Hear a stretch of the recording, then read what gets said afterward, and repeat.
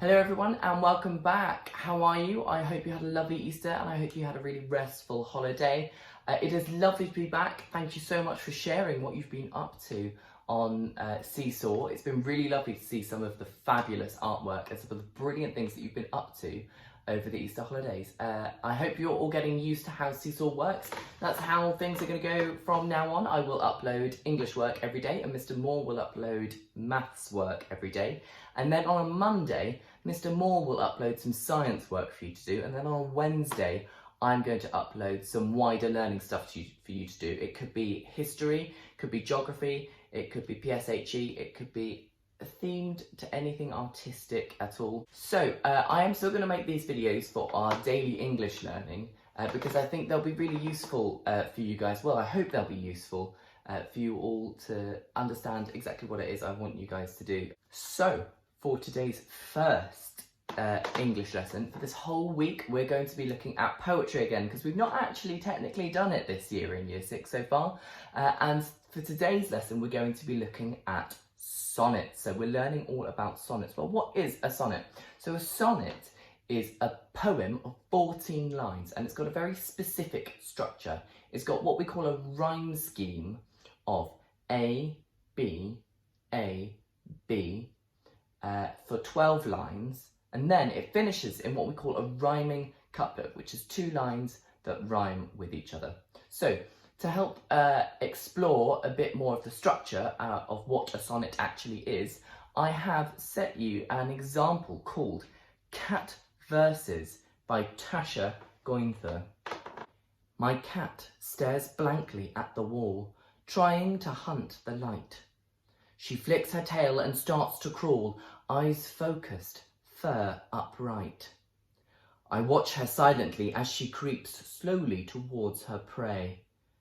I remain still, as if fast asleep, for this is not child's play. Her moving stops. She is ready to jump up and attack. I see her ascend, now unsteady. I gasp, and she looks back.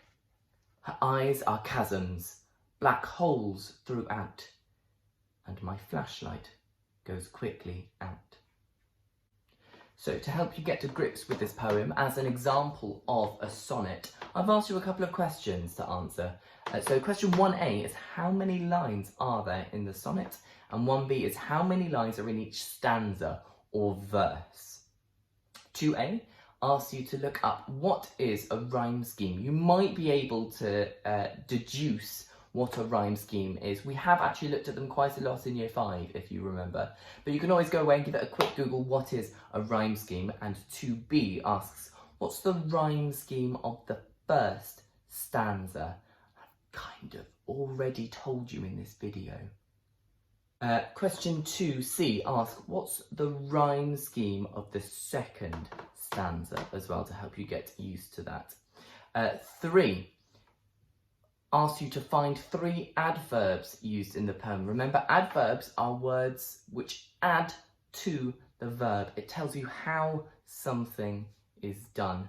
Sometimes they end in ly, but not always.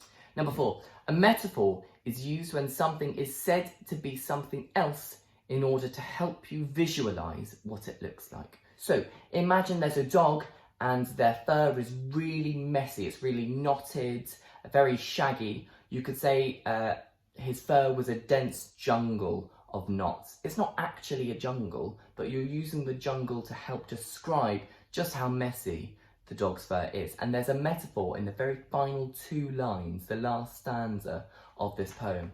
Can you find and copy it as well? So that's helped you get to grips with a few of the features of the rhyme scheme and structure and language used in this stanza. But your main task for today is to go away and read some sonnets yourself. There are absolutely loads out there. Some of my favourites are some of Shakespeare's sonnets. But go away, have a look, find your own. I've left a couple of links to some videos and other websites where you can find loads of examples of sonnets. Find one that you like.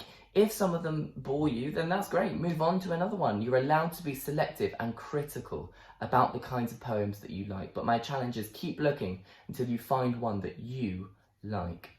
And finally, I hoped that I could finish off by reading you my favourite sonnet, which is one of the 154 sonnets written by my main man, William Shakespeare, of course.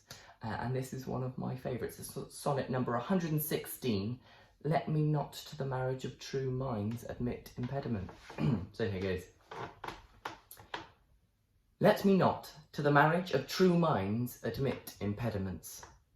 Love is not love which alters when it alteration finds, or bends with the remover to remove. Oh no, it is an ever fixed mark that looks on tempests and is never shaken. It is the star to every wandering bark, whose worth's unknown although his height be taken. Love's not time's fool, though rosy lips and cheeks within his bending sickle's compass come. Love alters not with his brief hours and weeks, but bears it out even to the edge of doom. If this be error, and upon me proved, I never writ, nor man ever loved. Thank you very much for tuning in. I'm at school today, Monday. I'm really excited about it. So I will let you know in tomorrow's lesson how it went. But in the meantime, share all your work with me on Seesaw. I'll make sure I pop a comment onto it. Thank you very much for tuning in. Take care, stay positive, and remember, eagles, keep soaring.